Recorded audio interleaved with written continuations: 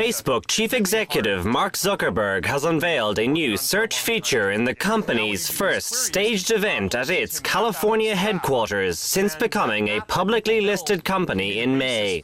Called Graph Search, the new service lets users search their social connections for information about people, interests, and places.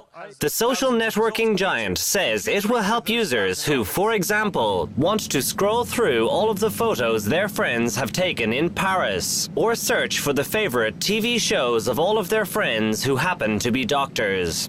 Not only are there a trillion connections or more, but there are lots of different kinds of connections in the graph. There are friend connections and follow connections and group connections and event connections and photo tags and locations and likes and comments and all these different types of connections. And what this all basically adds up to is that indexing all this content and making it so that you can retrieve it instantaneously is a really hard technical problem that we've been working on for a long time to get to this point.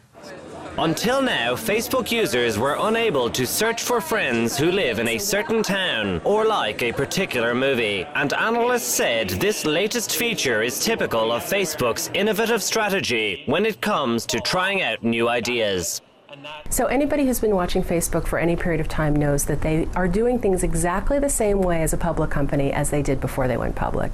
They tend to follow what's called an agile development strategy, meaning that they'll put things out, their motto is done is better than perfect. They'll put things out, they'll learn from them, they'll see how people use them, they'll tweak, they'll change, some things they'll kill, some things they'll morph, and then over time you start to see the value emerge from what it is that they're doing, or not, in which case they'll stop it and they'll do something else.